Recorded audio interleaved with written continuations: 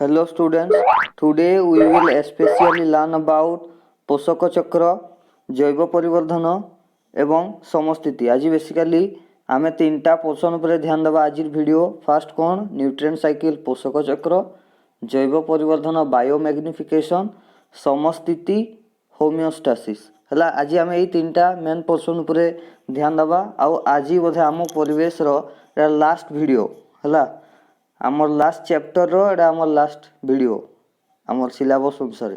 तो फास्ट जीवा आमे मोस्ट इंपोर्टेंट लॉन्ग क्वेश्चन को कौन पोषक बा पोषक काहाकू कहा जाए। पोषक को इंग्लिश रे न्यूट्रिएंट बोली कहा जाए। बुझेला, पोषक को इंग्लिश रे न्यूट्रिएंट बोली कहा जाए एवं इथरु प्राय 3 मार्क रो क्वेश्चन पड़े। पोषक माने कौन? पोषक होउजी एई भलिया गुटे मौलिक उपादान जहाँ आम शरीर रे विभिन्न क्रिया प्रक्रिया को नियंत्रण करे बा जेते सबू रासायनिक प्रतिक्रिया आम शरीर में घटुजी किंबा आम वृद्धि विकास पाई आवश्यक सेथिपाई जो सब प्रक्रिया हुए ताहा कहा द्वारा नियंत्रित हुए ना एई पोषक माध्यम रे नियंत्रित हुए। एई पोषक मानक द्वारा ही आम शरीर में विभिन्न कार्य बा विभिन्न प्रक्रिया कार्यकारी हुए। ए मान को कहा जाए पोषक। परिवेश रे जीव माने बंचिबा पाई विभिन्न मौलिक उपादान आवश्यक करती। एही मौलिक उपादान गुड़ी को पोषक कहा जाए। पोषक साधारणतः दुई भाग रे विभक्त। सेगुड़िक कौन कौन? स्थूल पोषक, सूक्ष्म पोषक। स्थूल पोषक आम शरीर को अधिक आवश्यक एवं सूक्ष्म पोषक आम शरीर को कम आवश्यक। एही मानकर जदि परिमाणटा नियंत्रित रहिला, स्थूल पोषक और सूक्ष्म पोषकर परिमाण जदि नियंत्रित रहिला तेबे जाइकरी आम शरीर वृद्धि विकास सठिक भाव में निरूपित हेबो हला। तो पहला जानबा स्थूल पोषक। स्थूल पोषक गुड़िक है carbon, nitrogen, oxygen, hydrogen, potassium, calcium. यह जीव शरीर को अधिक मात्रा रे आवश्यक। यह जीव शरीर को अधिक मात्रा रे आवश्यक हला। तापरे सूक्ष्म पोषक गुड़िक कौन कौन? Kapoor, मांगानीज, zinc, boron, cobalt, sodium, लौह इत्यादि। यह जीव शरीर को कम मात्रा रे आवश्यक। यह जीव शरीर को कम मात्रा रे आवश्यक हला। तो कौन आमे जानले जेउ मौलिक उपादान आम शरीर जीव शरीर बंचिबा पाई आवश्यक सेही मौलिक उपादान गुड़ी को पोषक कहा जाए हला। पोषक दुई भाग रे विभक्त, स्थूल पोषक और सूक्ष्म पोषक। स्थूल पोषक आम शरीर को अधिक मात्रा रे आवश्यक एवं सूक्ष्म पोषक आम शरीर को कम मात्रा रे आवश्यक। स्थूल पोषक गुड़ी कहले carbon, nitrogen, oxygen, hydrogen, potassium, calcium.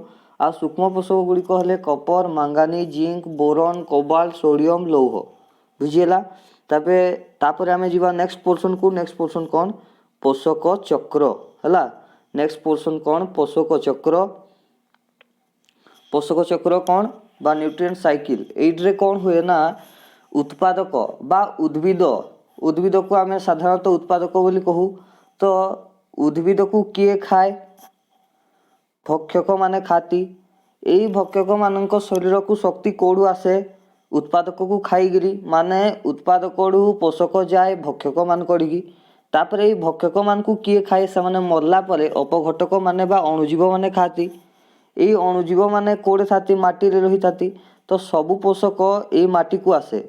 आ माटी रे किए बढ़ी थाए? उद्भिद। उद्भिद गुटे उत्पादक कि नुहे? तो से उत्पादक की पुणी थे पोषकड़ा आसे कि नहीं? कोड़ू आसे? माटी रू आसे। तार अर्थ पोषकड़ा गोटे चक्राकार रे गति करे। को भलिया? पहला उत्पादक जे प्रोड्यूस करे शक्तिर, तापरे होजी भक्षक जे उत्पादक को खाए, तापरे पोषक कोड़ी जाए माटी को बा अपघटक मानक शरीर को। तापरे अपघटक माने शक्ति आकार रे कोड़ी निकट को छाड़ती पोषकड़ा माटी को छाड़ती। माटी रू ताहा कोड़ी जाए शक्तिटा बा पोषकड़ा कोड़ी जाए ना उत्पादक कोड़ी जाए। जेहेतु यह गोटे चक्रीय प्रक्रिया रे कार्यकारी करूजी सेतिपई पोषकर प्रवाह सर्वदा चक्राकार होइथे। देखो मैं पढ़ी दउजी लाइन भाई। उत्पादक ठारू पोषक पदार्थ तृणभोजी निकट को जाए फास्ट। तापरे जीव तृणभोजी को किए खाए? भक्षक माने। तापरे सबु भक्षक निकट की पोषकड़ा जीव। तापरे जीव उत्पादक और भक्षकर मृत्यु परे एहा माटी रे मिसे बा एहा को अपघटित किए करे? अपघटित अपघटक माने करंती। एथिरु निर्गत शक्ति पोषक आकार रे उद्भिद द्वारा ग्रहण हुए एवं परे भक्षक माने पुणी एहा को ग्रहण करती। ମାନେ ପୋଷକର ପ୍ରବାହ ସବୁବେଳେ ଉତ୍ପାଦକ ଭକ୍ଷକ ଅପଘଟକ ମାଟିରୁ ପୁଣି ଉତ୍ପାଦକ ତାପରେ ଭକ୍ଷକ ତାପରେ ଫେର ଅପଘଟକ ତାପରେ ଫେର ମାଟିକୁ ଯାଏ। ଏଇଭଳିଆ ଭାବରେ ପୋଷକ ଗୁଡ଼ା ଗୋଟେ ଚକ୍ରାକାରରେ ଗତି କରୁଥିବାରୁ ଏହି ପ୍ରକ୍ରିୟାକୁ ପୋଷକ ଚକ୍ର ବୋଲି କୁହାଯାଏ। ବୁଝିପାରିଲ? ପୋଷକ ଚକ୍ର କେଉଁଠି ଦେଖାଯାଏ? ପରିସଂସ୍ଥାରେ ଦେଖାଯାଏ, ଯେହେତୁ ଏହା ପରିବେଶରେ ଘଟୁଛି। ହେଲା, ମୋଷ୍ଟ ଇମ୍ପୋର୍ଟାଣ୍ଟ ସର୍ଟ କ୍ୱେଶ୍ଚିନ୍ ଦେଖ କ'ଣ କହିଛି। ପରିସଂସ୍ଥାରେ ପୋଷକର ପ୍ରବାହ ଚକ୍ରାକାର ହୋଇଥାଏ, ଏହାକୁ ପୋଷକ ଚକ୍ର କୁହାଯାଏ।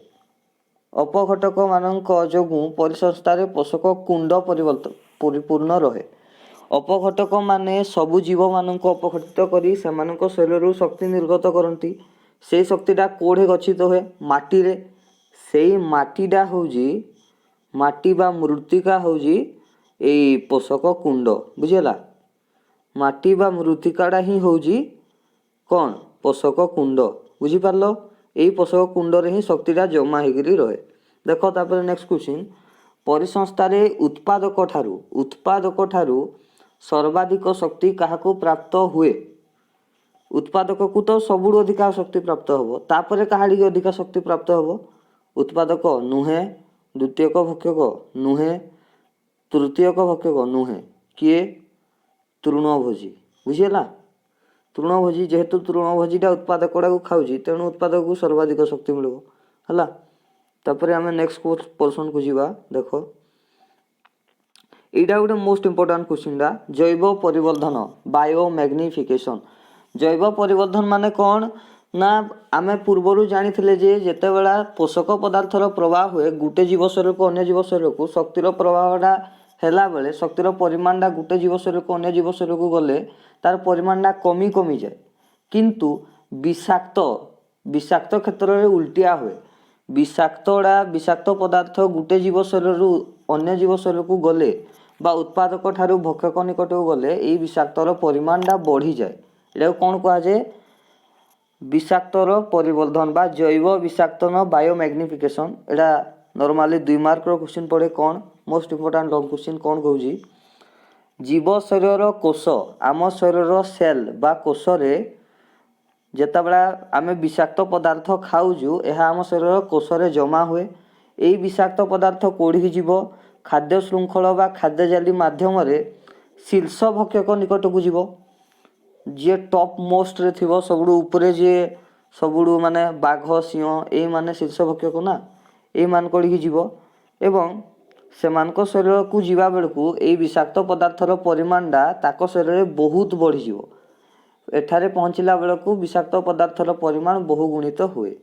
ବୁଝିପାରିଲ ତ? ଯେତେବେଳେ ବିଷାକ୍ତ ପଦାର୍ଥ ଉତ୍ପାଦକ ଠାରୁ ଶୀର୍ଷ ଭକ୍ଷକ ନିକଟକୁ ଯିବ, ବିଷାକ୍ତର ପରିମାଣଟା ବହୁତ ବଢ଼ିଯିବ। ଏହି ପ୍ରକ୍ରିୟାକୁ କ'ଣ କୁହାଯାଏ? ଜୈବ ପରିବର୍ଦ୍ଧନ। ହେଲା, ଆଉ ଥରେ କହୁଛି, ଜୀବ ଶରୀର କୋଷ ଗୁଡ଼ିକରେ ଜମାଭୁକ୍ତ ବିଷାକ୍ତ ପଦାର୍ଥ ଖାଦ୍ୟ ଶୃଙ୍ଖଳ ଓ ଖାଦ୍ୟ ଜାଲିର ବିଭିନ୍ନ ସ୍ତର ଦେଇ ଏହା ଶୀର୍ଷ ଭକ୍ଷକ ନିକଟକୁ ପହଞ୍ଚିଲା ବେଳକୁ ବିଷାକ୍ତ ପଦାର୍ଥର ପରିମାଣ ବହୁଗୁଣିତ ହୁଏ। ଫଳରେ ଏହା ଜୀବ ଶରୀରରେ ବିଭିନ୍ନ ରୋଗ ସୃଷ୍ଟି କରେ। ଏଇ ଯେନ୍ ବିଷାକ୍ତ ପଦାର୍ଥଟା କ'ଣ ସୃଷ୍ଟି କରେ? ରୋଗ ସୃଷ୍ଟି କରେ। ହେଲା, ଏହାକୁ ଜୈବ ପରିବର୍ଦ୍ଧନ କୁହାଯାଏ ବା ବାୟୋମ୍ୟାଗ୍ନିଫିକେସନ୍ ବୋଲି କୁହାଯାଏ। ପରିବେଶରେ ଜୈବ ପରିବର୍ଦ୍ଧନର ବିଭିନ୍ନ ପ୍ରଭାବ ରହିଛି। ଯେତେବେଳେ ଗୋଟେ ବିଷାକ୍ତ ପଦାର୍ଥ ଅନ୍ୟ ଜୀବ ଶରୀରକୁ ଯିବ, ତାହା ଦ୍ୱାରା ବିଭିନ୍ନ ପ୍ରଭାବ ପଡ଼ିବ ନାହିଁ। ସେ ପ୍ରଭାବ ଗୁଡ଼ିକ କ'ଣ?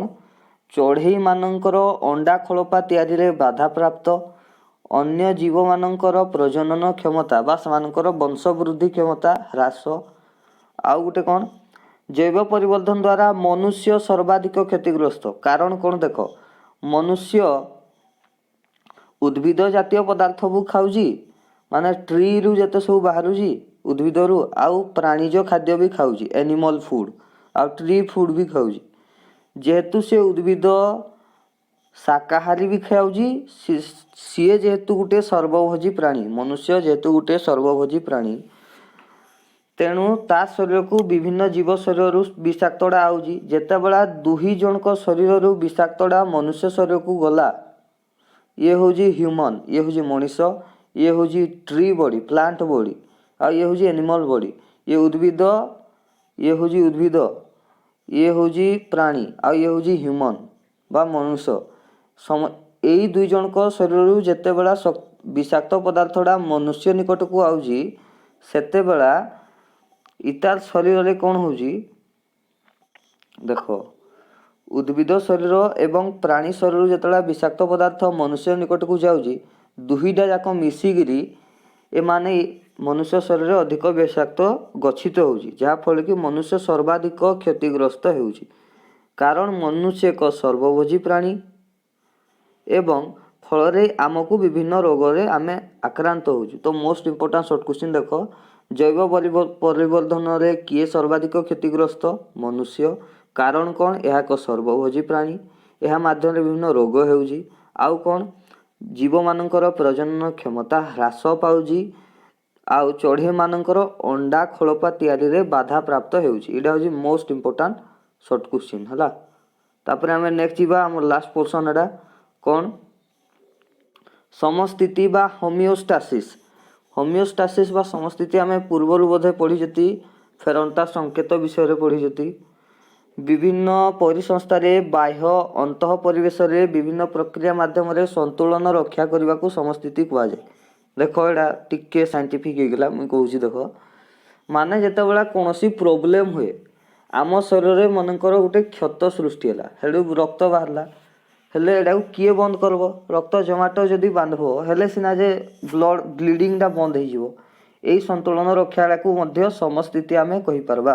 ବୁଝିପାରିଲ ସମସ୍ଥିତି ମାନେ କ'ଣ? ମାନେ କୌଣସି ପ୍ରୋବ୍ଲେମ୍ ହେଲେ ତାର ସଲ୍ୟୁସନ୍ ବାହାର କରିକି ତାକୁ ସଲ୍ଭ କରିବା ହେଉଛି ସମସ୍ଥିତି ରକ୍ଷା ହେଲା। ଉଦାହରଣ ହେଉଛି ପ୍ରାଣୀ ଶରୀରର ତାପମାତ୍ରା ସର୍ବଦା ସ୍ଥିର ରହେ। ବାହ୍ୟ ପରିବେଶ ଅଧିକ ଗରମ ହେଲେ ଦେହରୁ ଝାଳ ବାହାରି ଆମ ଶରୀରକୁ ଥଣ୍ଡା କରେ। ମାନେ ଏଇଭଳିଆ ମାଧ୍ୟମରେ ଆମ ଶରୀରର ତାପମାତ୍ରା ନିୟନ୍ତ୍ରିତ ରହେ। ଅତ୍ୟଧିକ ଶୀତ ହେଲେ ଶରୀରର ଲୋମ ଟାଙ୍କୁରି ଉଠେ ବା ଶରୀର ଥରିବାକୁ ଲାଗେ। ଏହିପରି ଭାବରେ ଆମ ଶରୀର ନିଜର ଅନ୍ତଃ ପରିବେଶର ସମସ୍ଥିତି ରକ୍ଷା କରେ ବା ତାପମାତ୍ରା ନିୟନ୍ତ୍ରିତ ହୁଏ। ଏଇ ଦୁଇଟା ଉଦାହରଣର ଅର୍ଥ କିରା? ମାନେ ବିଭିନ୍ନ ବାହ୍ୟ କାରକ ମାଧ୍ୟମରେ ଯଦି ତାପମାତ୍ରା ପରିବର୍ତ୍ତନ ହେଉଛି ଆମ ଶରୀରର, ତେବେ ଆମ ଶରୀରରେ ବିଭିନ୍ନ କ୍ରିୟା ପ୍ରକ୍ରିୟା କାର୍ଯ୍ୟକାରୀ ହୋଇ ଆମ ଶରୀରର ତାପମାତ୍ରାକୁ ସେ ନିୟନ୍ତ୍ରିତ କରୁଛି ହେଲା। ଏବେ ଦେଖ ଆଉ ଗୋଟେ ଟପ୍ ମୋଷ୍ଟ ଇମ୍ପୋର୍ଟାଣ୍ଟ ଟେବୁଲରେ ଦେଖ, ଏଠି କ'ଣ କହିଛି ନା ସଂସ୍ଥାର ନାମ, ମସିହା ଓ କାର୍ଯ୍ୟ। କିଛିଟା ସଂସ୍ଥା ଅଛି ଯେଉଁମାନେ ପରିବେଶ ଉପରେ କାର୍ଯ୍ୟକାରୀ ବା ପରିବେଶର ସୁରକ୍ଷା ଲାଗି କାମ କରୁଛନ୍ତି। ସେମାନେ କେବେ ଏଷ୍ଟାବ୍ଲିଶ ହେଇଥିଲେ ବା ବନିଥିଲେ, ସେ ସଂସ୍ଥାର ନାମ ଆଉ ସେମାନଙ୍କର କାମ ଦେଖ ସମସ୍ତେ କ'ଣ। ମୋଷ୍ଟ ଇମ୍ପୋର୍ଟାଣ୍ଟ ଟେବୁଲ, ଏଠୁ ସବୁଠୁ ଅଧିକା କ୍ୱେଶ୍ଚିନ୍ ପଡ଼େ। ଦେଖ କ'ଣ? ସଂସ୍ଥାର ନାମ କଳ୍ପବୃକ୍ଷ, ବନିଛି କେବେ? 1979 ମସିହା। ଇତାର କାମ କ'ଣ? ଦିଲ୍ଲୀ ଓ ଏହାର ଆଖପାଖ ଅଞ୍ଚଳରେ ବାୟୁ ପ୍ରଦୂଷଣ ଉପରେ ଗବେଷଣା କରିବା। ଡେରାଡୁନରେ ଖଣି ଉତ୍ତୋଳନ ଯୋଗୁଁ ପରିବେଶ ସମସ୍ୟା ଉପରେ କାର୍ଯ୍ୟ କରିବା। ତାପରେ ନେକ୍ସଟ ହେଉଛି କେରଳ ଶାସ୍ତ୍ର ସାହିତ୍ୟ ପରିଷଦ। ଏଇଟା କେବେ ବନିଥିଲା? 1970।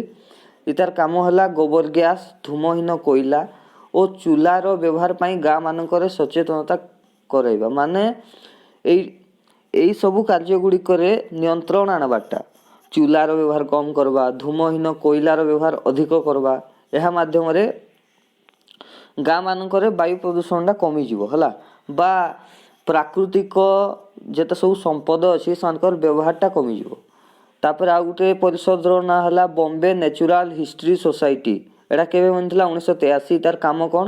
ବନ୍ୟଜୀବ ସଂରକ୍ଷଣ ଓ ପରିବେଶ ସୁରକ୍ଷା ଉପରେ କାର୍ଯ୍ୟ କରିବା ହେଲା। ତାପରେ କ୍ୱେଶ୍ଚିନ୍ଟା କରିବା ଆମେ। ସେକେଣ୍ଡ କ୍ୱେଶ୍ଚିନ୍ ହେଲା ଦିଲ୍ଲୀ ଓ ତାର ଆଖପାଖ ଅଞ୍ଚଳରେ ସବୁଜ ବଳୟ ପାଇଁ କେଉଁ ସଂସ୍ଥା କାର୍ଯ୍ୟ କରୁଛି? କେଉଁ ସଂସ୍ଥା କାର୍ଯ୍ୟ କରୁଛି? ଆମେ ଏବେ ପଢ଼ିଥିଲେ କଳ୍ପବୃକ୍ଷ। କଳ୍ପବୃକ୍ଷ ହେଲା। ତାର ଆନ୍ସର ହେଉଛି କଳ୍ପବୃକ୍ଷ ହେଲା। ବମ୍ବେ ନ୍ୟାଚୁରାଲ ହିଷ୍ଟ୍ରି ସୋସାଇଟି କୋଉଠି କାମ କରୁଛି? କାହା ଉପରେ କାମ କରୁଛି? ବନ୍ୟଜୀବ ସଂରକ୍ଷଣ। ଆଉ ଏଇ ସବୁ ହେଉଛି ଇଣ୍ଟରନ୍ୟାସନାଲ ସବୁ ସୋସାଇଟି ମାନେ ହେଲା। ତ ଆଜି ପାଇଁ ଏତିକି। ଆଉ ଏଇ କ୍ୱେଶ୍ଚିନ୍ଟା ସାରିକିରି ଆମେ ଚ୍ୟାପ୍ଟରଟାକୁ କମ୍ପ୍ଲିଟ୍ କଲେ। ଏଇ ଚ୍ୟାପ୍ଟର ଲାଷ୍ଟ ଭିଡ଼ିଓ ଥିଲା ଏଇଟା। So students, today this much.